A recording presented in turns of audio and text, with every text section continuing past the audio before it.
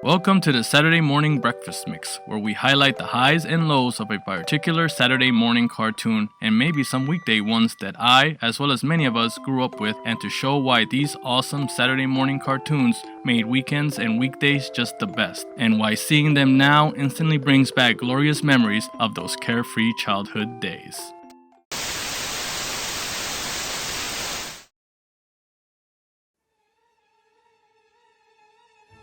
Tromaville, New Jersey. A happy little town filled with muggers, dealers, dangerous individuals with no remorse for their fellow man, and more importantly, polluters, whose sole purpose is to make the life of its inhabitants difficult. Heroes come in all shapes and sizes, but in this little town, one hero stands tall amongst the rest. A hideous, deformed creature of superhuman size and strength that devotes himself to protecting the good from those that wish to do harm to the town that he calls home. An unlikely ally for the planet, created by a strange accident involving a vat of toxic waste that resulted in one of the most original characters to ever come out of New Jersey.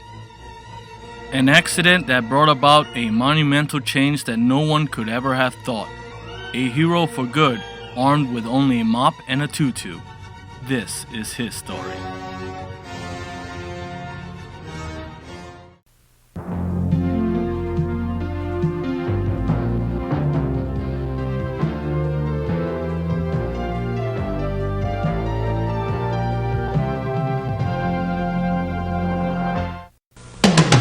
Toxic Crusaders, Toxic Crusaders. I had no friends, no girls that hugged me till I got radioactive ugly. Toxic Crusaders, Toxic Crusaders. I live in the dump cause the ribs real low. Got a little back by me and he loves me so. Toxic Crusaders, Toxic Crusaders. Now me and the boys fight against wrong. Oh, we're hideously deformed.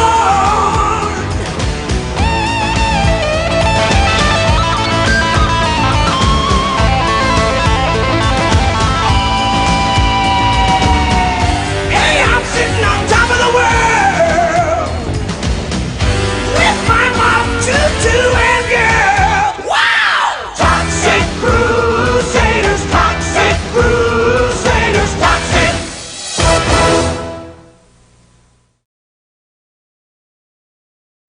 Toxic Crusaders is an American animated series produced by Murakami Wolf Swenson, also known as Fred Wolf Films, and Troma Entertainment, and debuted in the summer of 1990. The series is based on the TOXIC AVENGER films and characters by Michael Hurst and Lloyd Kaufman, who are co-founders of Troma Entertainment, one of the world's longest-running independent film studio, known for their various comedic horror films. The show features Toxie, the lead character of the films, leading a group of misfit superheroes who combat pollution. This followed a trend of environmentally considerate cartoons and comics of the time, including Captain Planet and the Planeteers, Swamp Thing, and Widget, the World Watcher. As this incarnation was aimed at children, Toxic Crusaders was considerably tamer than the edgier films it was based on, although it did contain many adult-oriented jokes that would go over most children's heads. 13 episodes were produced and aired, with at least a few episodes airing as a trial run in the summer of 1990, followed by the official debut on January 21st of 1991. Although only 13 episodes of the Toxic Crusaders were produced, the series has become a cult favorite, spawning a string of merchandising products from toys to video games. Prior to the Toxic Crusaders, cartoons based on R-rated films had indeed been attempted with programs like Rambo, The Force of Freedom, RoboCop, and even Police Academy. However, the content of the Toxic Avenger films was arguably more controversial than many such films, featuring strong sexual content in addition to intense violence. The animated Toxic Crusaders departed significantly from its live-action source. set in the fictional town of Tromaville, New Jersey, the last remaining unpolluted city that has not been affected by the evil Dr. Killemoff and his evil empire Apocalypse Inc. Along with henchman Psycho and his radiation rangers, Dr. Killemoff and crew have only one goal, and that is to pollute the world. The Toxic Crusader series begins with Melvin Junko, a scrawny, wimpy nerd who works as a janitor at a health club who is often picked on by Bonehead and his friends. It is upon one of these tricks, which involves Melvin wearing a tutu, that he runs away in embarrassment and ends up falling into a drum filled with toxic waste. This drum of waste comes courtesy of Dr. Killemoff's minions, which unfortunately results in Melvin turning into a hideous deformed creature of superhuman size and strength. Feeling like an outcast, Melvin takes the advice from his mother and decides to make the local junkyard his new home. It is within his new home that Melvin befriends a furry pink creature called Blobby and discovers a new ability, the ability to sense when something evil is happening. It is when Melvin's traumatons erupt that he discovers an accordion player being harassed by Bonehead and crew that he has called into action. Easily taking care of the situation, Melvin meets Yvonne, a nearsighted accordion player, and they quickly fall in love with each other. It is when Melvin saves an orphanage from being demolished by Dr. Killemoff's radiation rangers, thanks to his mop which has come to life, that he renames himself Toxie and exposes his existence to the world via nearby reporters, declaring himself to be a crusader against pollution and crime. And with that, the Toxic Crusader is born. Seeing that the existence of Toxie will get in the way of his evil scheme to pollute the world, Dr. Killemoff hires the now mutated Bonehead to eliminate Toxie. Seeing this as an opportunity to get revenge of what Toxie did to him, Bonehead tries to run over Toxie with his motorcycle, but is easily disposed of thanks to Toxie's mop and some quick thinking. Frustrated, Dr. Killemoff decides to take care of Toxie himself with the help of his radiation rangers and a special weapon that he has created to ensure victory. Arriving at Yvonne's home for their date, Toxie is seemingly surrounded and outnumbered by Dr. Killemoff, Psycho, and the radiation rangers. During this encounter, we finally uncover the truth behind why Dr. Killemoff is determined to pollute the world, revealing himself to be from another planet, the planet Smogula, which is a world where pollution is as natural as fresh air and water. Natives of Smogula thrive on pollution and need it to survive. This would explain why Dr. Killemoff wears a breathing apparatus, which resembles a mask, giving him a somewhat human appearance in order to survive on non-polluted worlds. Feeling responsible for every living thing that will die as a result of Dr. Killemoff's plan, Toxie declares that he will do anything and everything to stop Dr. Killemoff and protect his hometown and world. As the battle progresses, Toxie is aided by two other hideous deformed creatures of superhuman size and strength. No-Zone, a test pilot who flew through a hole in the ozone layer and crashed into a silo of radioactive pepper that now wields powerful sneezes emitted from his enormous nose. Major Disaster, a military soldier who gained the ability to control plants after falling into a radioactive swamp. It is during the fight that Dr. Killemoff unleashes his surprise, Polluto, a living oil slick monster. The creature quickly engulfs Toxie's mop, but the Toxic Avengers manage to destroy Polluto by having No-Zone sneeze a pile of cat litter on him, causing him to dry up and explode. Defeated, Dr. Killemoff escapes, but vows to do everything in his power to destroy Toxie and crew in order for his plan to succeed. But that was only the first episode. As the series went on, there were other characters that would be introduced. Headbanger, a fusion of two opposing personalities into a conjoined body made up of Dr. Bender, a mad scientist that originally worked for Dr. Killemoff, and Fender, a surfer dude-like singing telegram boy. It was Fender that was responsible for the accident where they fell into an atom smasher, resulting in them joining into one body. At first they still worked for Killemoff, but defected to Toxie's side after seeing that girls preferred the heroes. So pretty much the reason Headbanger decided to become a good guy is because good guys always got the girls. Another member of the group was Junkyard, who originally was a junkyard dog and a homeless man that took shelter in Junkyard's kennel, which ended up getting covered in toxic waste. During that time, a bolt of lightning had struck the toxic waste and merged them together into one humanoid dog. Half man, half dog. I'm my own best friend.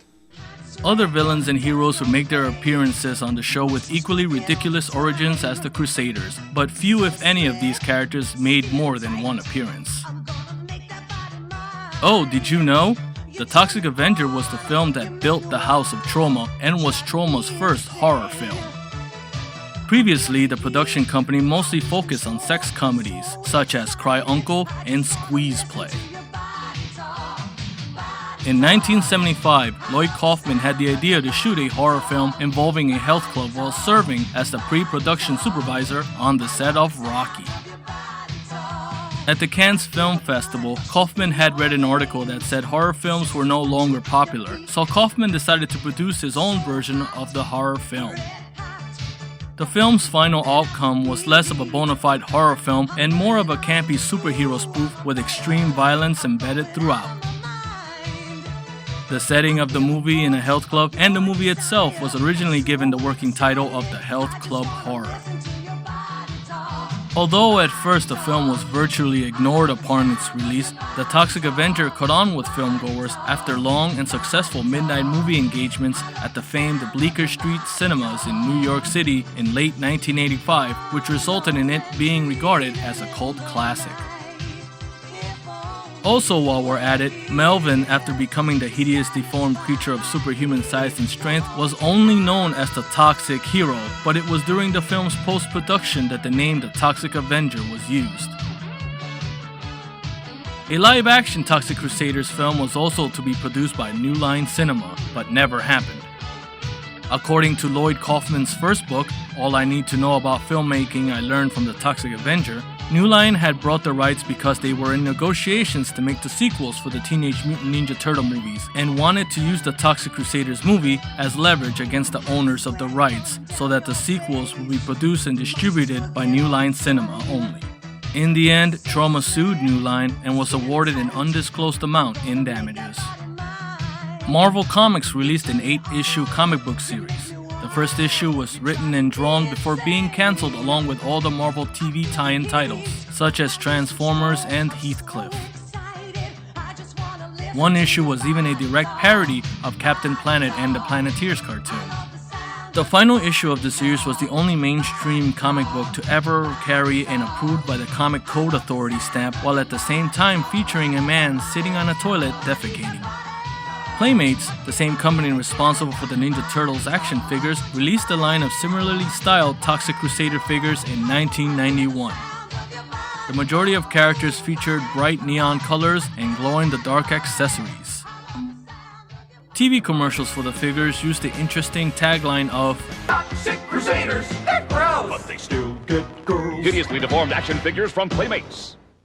A total of 9 characters, as well as some rather unorthodox vehicles, saw toy shelves. Similar to the Ninja Turtles' retro mutagen ooze, Playmates also marketed a canister of slime labeled Toxic's Toxic Waste.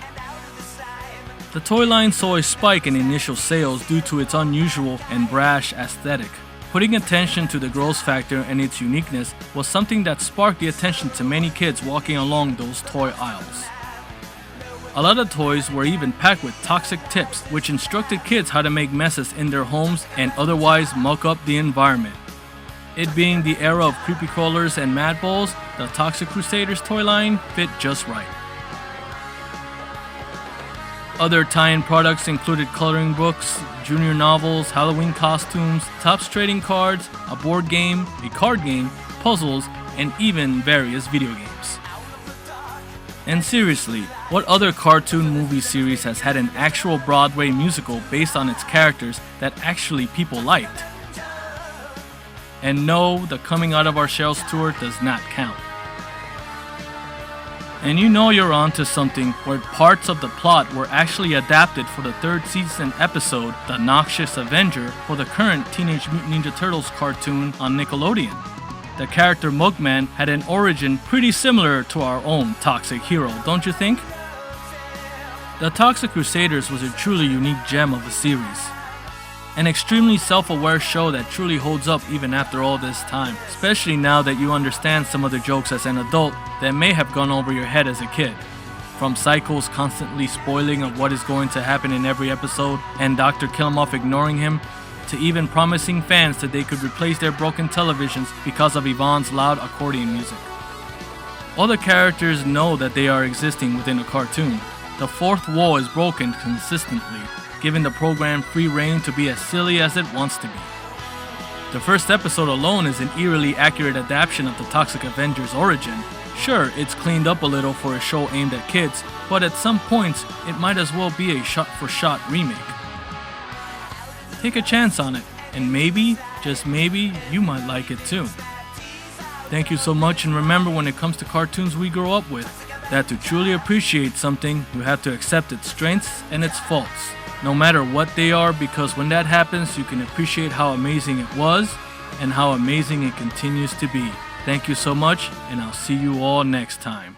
A 1, a 2, a 3. We're the TOXIC Crusaders. We're the TOXIC Crusaders. We're the TOXIC Crusaders. Of that we're pretty sure of. Achoo, gesundheit. We're the TOXIC Crusaders. We're the TOXIC Crusaders. Of that we're pretty sure of.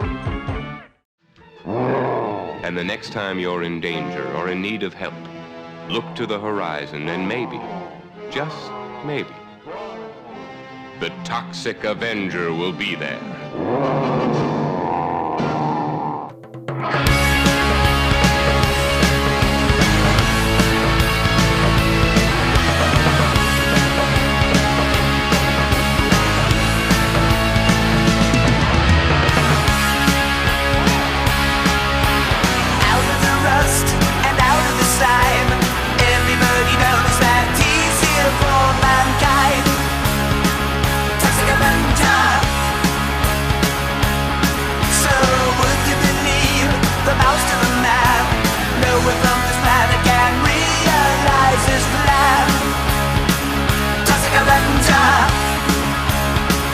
TOXIC Avenger.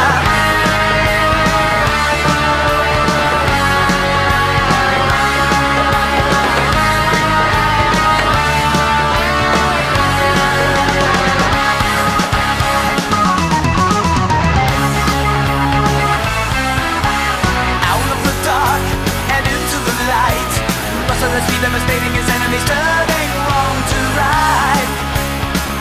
TOXIC Avenger,